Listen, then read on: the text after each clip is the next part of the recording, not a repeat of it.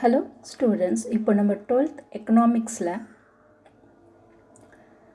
March 2020 annual question paper public exam question பேப்பரோட answer keys பார்க்கலாம். அதாவது கவர்மெண்ட் அஃபிஷியல் ஆன்சர் கீஸ் இப்போ பார்க்கலாம். இதுதான் கவர்மெண்ட் எக்ஸாமோட அஃபிஷியல் ஆன்சர் கீ. அதாவது மார்ச் 2020 எக்ஸாம் 12th எக்கனாமிக்ஸ்.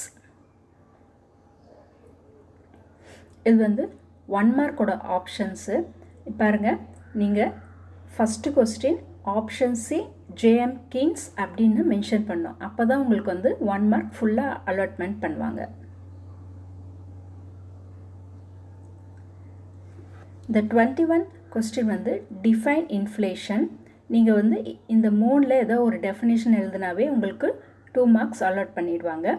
ஆனால் வந்து பர்டிகுலராக அவங்க சர்டன் எக்கனாமிக்ஸ் அப்படின்னு கொடுத்துருந்தாங்கன்னா டிஃபைன் இன்ஃப்ளேஷன் அக்கார்டிங் டு ஏதோ ஒரு எக்கனாமிக்ஸ் பேர் கொடுத்துருந்தாங்கன்னா நீங்கள் வந்து அந்த எக்கனாமிக்ஸ் சொன்ன அந்த டெஃபினேஷன் எழுதினா தான் உங்களுக்கு ஃபுல் மார்க் அலாட் பண்ணுவாங்க.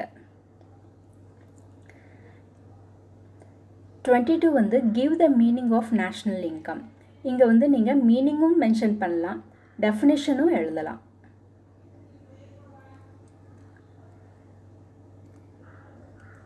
Right Say's law of market. இங்கே ஒரு டெஃபினேஷனும் ஒரு டயக்ராம் எக்ஸ்பிளனேஷன் கொடுத்துருக்காங்க. நீங்கள் வந்து இது ரெண்டுமே எழுதலாம். நீங்கள் ரெண்டுமே எழுதுறது பெட்டர். இந்த ஆன்சர் பொறுத்த வரைக்கும் ரெண்டுமே எழுதுறது பெட்டர். அதே மாதிரி 24 பாருங்கள். இந்த 24லேயும் நீங்கள் வந்து டிஃபைன் மல்டிப்ளையர் ஆக்ஸலரேட்டர் அப்படின்னு நிறையா இருக்குது. நீங்கள் இந்த பொறுத்த வரைக்கும் நீங்கள் வந்து இந்த ஃபார்மில் எழுதுனாவே உங்களுக்கு வந்து 2 மார்க் அலாட்மெண்ட் தந்துடுவாங்க. Plastic. What is plastic money? Give example. நீங்கள் வந்து இங்கே எக்ஸாம்பிள் மென்ஷன் பண்ணியிருக்காங்க. ஆனால் ஏதாவது ஒரு கொஸ்டின் எக்ஸாம்பிள் இல்லாட்டோயும் நீங்கள் வந்து எக்ஸாம்பிள் எழுதினீங்கன்னா உங்களுக்கு வந்து ஃபுல் மார்க் அலாட்மெண்ட்டுக்கு தருவாங்க.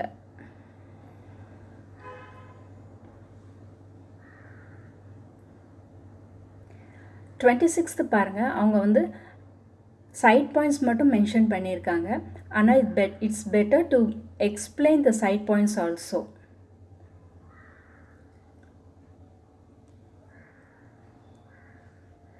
28 வந்து டிஃபைன் பப்ளிக் ஃபினான்ஸ்.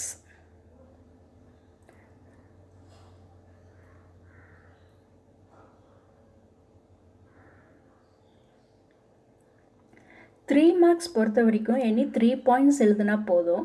ஆனால் வந்து ஏதோ ஒரு பாயிண்ட்ஸ் வந்து மிஸ்டேக்காக இருந்துச்சுன்னா அவங்க நெக்ஸ்ட் பாயிண்ட்டை கன்சிடர் பண்ணிப்பாங்க. அதனால் வந்து நீங்கள் it's better to write 5 points. 3 மார்க்குக்கு 5 பாயிண்ட்ஸு, 5 மார்க்குக்கு 7 to 8 பாயிண்ட்ஸ் நீங்கள் கவர் பண்ணலாம்.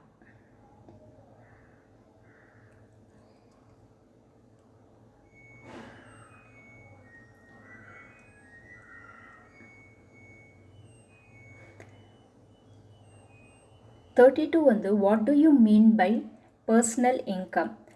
இங்கே வந்து எக்ஸ்பிளனேஷனும் இருக்குது, ஒரு ஃபார்முலா மாதிரியும் இருக்குது.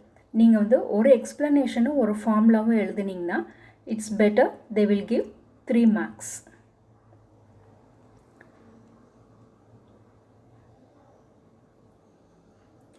இந்த யூசஸ் ஆஃப் மல்டிப்ளை பாருங்கள். 3rd, 4th, 5th பாயிண்ட் ஈஸியாக இருக்குது. நீங்கள் அந்த பாயிண்ட் எழுதி ஃபுல் மார்க்கை ரிசீவ் பண்ணலாம். நீங்கள் எந்த 5 பாயிண்ட்ஸ் எழுதுறது பெஸ்ட்டு. ஆனால் வந்து for slow learners 3rd, 4th, 5th points பார்த்து படிச்சுக்கோங்க. அதே மாதிரி இங்கேயும் பாருங்கள்.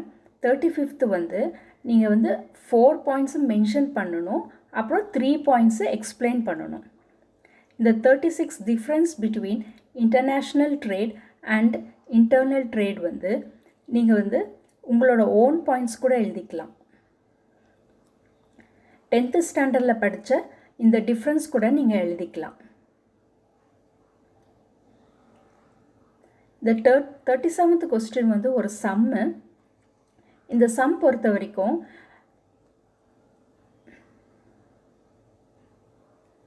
இந்த டெசிமல் பாயிண்ட்டுக்கு அப்புறம் 2 டிஜிட் வரணும். நீங்கள் வந்து 4 டிஜிட் அது மாதிரி கூட எழுதலாம், ஆனால் கம்பல்சரியாக 2 டிஜிட் இருக்கணும். அப்புறம் வந்து இந்த லாஸ்ட் லெசன்லேருந்து ஒரு சம் வந்து கம்பல்சரி. இது வந்து 3 மார்க்குக்கும் ஒரு சம் வரும், 5 மார்க்குக்கும் ஒரு சம் கம்பல்சரியாக வரும்.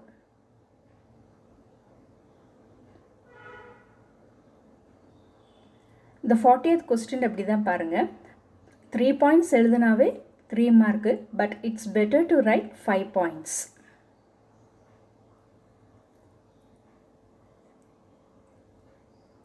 இந்த 41A வந்து எப்படி ஈஸியாக ஞாபகம் வச்சுக்கலாம் அப்படின்னு ஒரு க்ளூ போட்டு ஒரு வீடியோ போட்டிருக்கேன்.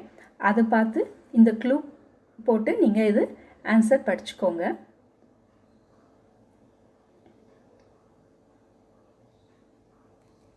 இந்த 41B. இந்த 41B வந்து explain the importance of national income.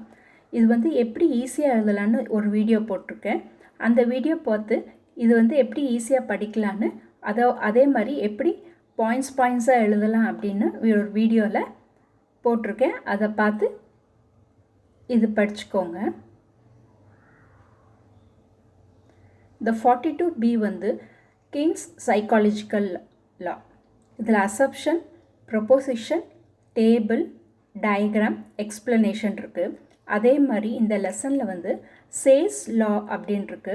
அதுக்கும் நம்ம வந்து டெஃபனேஷன், டேபிள், அப்புறம் அசம்ஷன், லிமிட்டேஷன், கிரிட்டிசிசம் அப்படின்னு லைனாக எழுதணும்.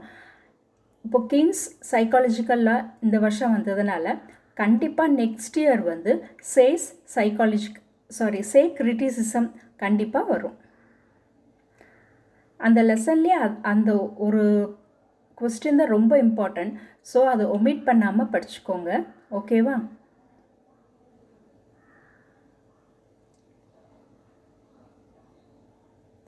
இந்த சாட் அந்த பிரிஸ்க் வந்து நான் வந்து இந்த ஆன்சர் வந்து நான் டிஃப்ரென்ஸ் மாதிரி எழுதியிருக்கேன். அந்த வீடியோ பார்த்து இது படிச்சுக்கோங்க. அது கொஞ்சம் ஈஸியாக இருக்கும்.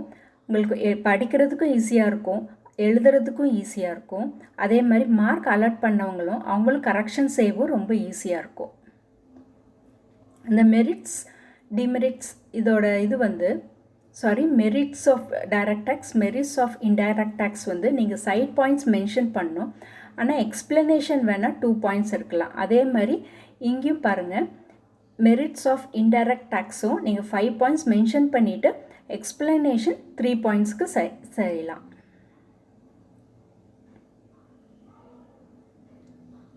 டைப்ஸ் ஆஃப் பிளானிங் அப்படி தான் நீங்கள் மென்ஷன் பண்ணிடுறது 8 பாயிண்ட்ஸ் மென்ஷன் பண்ணணும், எக்ஸ்பிளனேஷன் 5 பாயிண்ட்ஸ் செய்யலாம். நான் சொன்னேன்ல ஒரு 5 மார்க்குக்கு சம் கம்பல்சரின்னு. அந்த லெசனில் இருக்க சம் வந்து ஒமிட் பண்ணாமல் படிச்சுக்கோங்க. அது எப்போவுமே அது கம்பல்சரியாக ஒரு சம் 3 மார்க்குக்கும் 5 மார்க்குக்கும் வந்துக்கிட்டே இருக்குது.